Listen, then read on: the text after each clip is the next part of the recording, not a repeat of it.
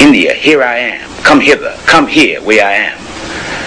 And they would get on the ocean and get in the wind. This is where the phrase get in the wind come from your previous life. The Africans of Asia got to Asia by getting in the wind. This is confirmed from the 1st century. The Greeks knew how they got to Asia. The wafting sailors, they call it the divine ship of salvation. The Mans, when they would arrive in Asia and when they would leave Asia.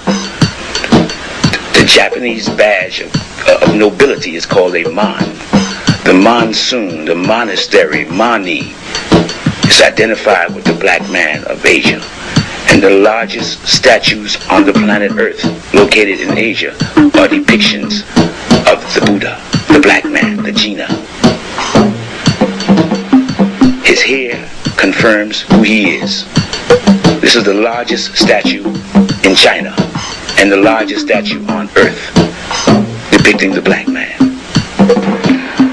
The oldest and largest manifestations of God, like this image of the Buddha in Thailand and Southeast Asia, are representations of the black Africans of Asia. There are no other statues or monuments of antiquity that precede them. They manifest themselves on earth and prove life after death. This from Ceylon or Sri Lanka, showing the Buddha, thousands of years old. They are the largest statues on earth representing the black people of Asia, or the black man of Asia, the one who comes back from the dead to prove immortality. They do it all the time in all the countries, and they prophesied that they would do it before the end of this century. This is the largest statue in Sri Lanka, the largest statue in China, the largest statue in India, the largest monolithic statue on earth, the genie, the one who comes back from the dead, carved in solid rock 70 feet high. The largest monolithic statue on earth is the black man, and it is not in Africa, but it is in Asia. The Asiatic black man, the manifestation of God, who comes back to preach and explain the doctrine of immortality, how to escape the fires of hell. That is his sole purpose. To attack him is to attack the cosmic forces of God. He sits in Western style because he will be born in the West. The people who he will be born among are called the Negas. This is the future Buddha, the one who is to come, who is to prove with irrefutable evidence for those with intelligence that there is no death, that life is eternal. And this evidence of eternal life is put in place by their control after death of the cosmic forces. This is a cave in India showing the one who is to come in the future. All of these statues and monuments are thousands and thousands of years old. The future Buddha, sitting down in Western style. He is known by many names in many religions. To the Christian, he is the Christ. To the Muslims, the Mahdi, the Messiah, the Avatar, Maruk Bull. To the Koreans, the Buddha, the Genie. All different names for the same individual who is to appear now at the end of the age, the beginning of the new cycle. He is also called Maitreya, the future Buddha. In this book, Maitreya, the future Buddha, you can find the prophecy of his return in 2,500 years. This prophecy identifies the time when he is to appear. It states that he will appear in 2,500 years in a tripartite year in the first year of a cycle. He will descend to be reborn, and he will produce a city of silver by transformation. He will change a city which will serve as evidence of who he is. He must produce a city by transformation.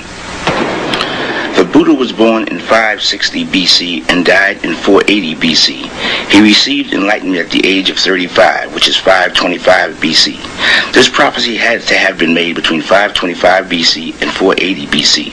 If you project 2,500 years into the future, it'll come between 1975 and the year 2020.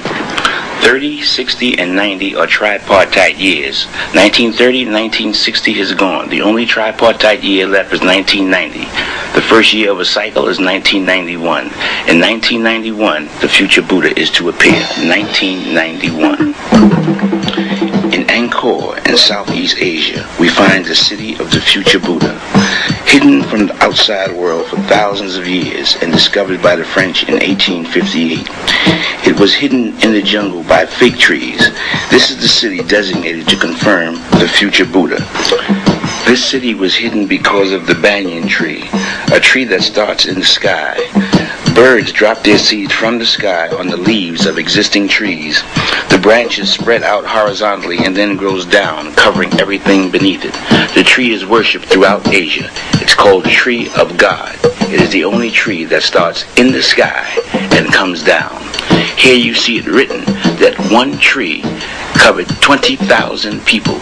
It is the most unusual tree on earth. It's the fig tree, the banyan tree, the tree that hid a 36-mile wide city in the jungle for thousands of years. This is the tree of God. Here it is explained that the tree spreads indefinitely and it is not known to die. It's the tree of immortality. It is the most famous tree in Asia, the banyan tree, the tree of God. This is an artist's depiction of the city of the future Buddha, a city of stone, a stone Bible of the religious teachings of the Africans of Asia. This is the entrance to the temple called Angkor Thom. An 8-mile perimeter covers the city. This picture shows you how the tree starts in the sky and the roots come down, covering that face which you see. Those are roots from the tree which started in the sky, covering the face on a tower. There are 50 towers in this city with faces of the future Buddha. This is a close-up on the future Buddha's face with the roots which started in the sky and came down to cover it.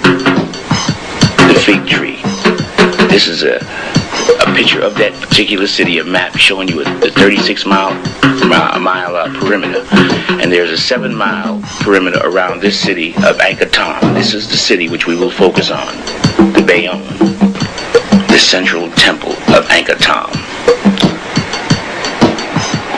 This city is viewed as a Bible, a sermon in stone. As you can see, it was built by men to confirm and serve as evidence, irrefutable evidence, of the future Buddha.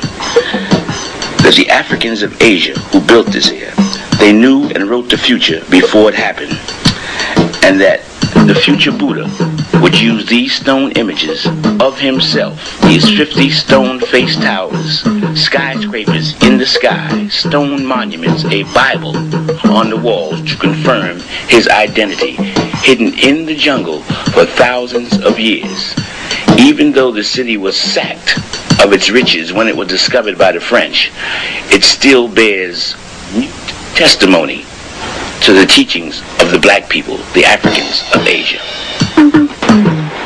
These stone-faced monuments are depictions of the one to come. There are 50 towers telling you that this one, the future Buddha, who you see here, would be in a tower.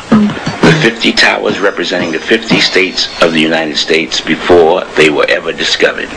The lions on the outside also bear testimony, since there are no lions in Asia. The lions came from Africa. These are African lions. This map shows you all the animals of Asia.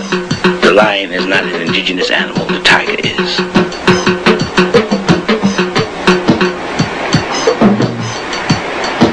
The symbol of China, one of the major symbols. It's the symbol of the Asia Society for all the people of Asia, the lion, testimony to the influence of the Africans of Asia.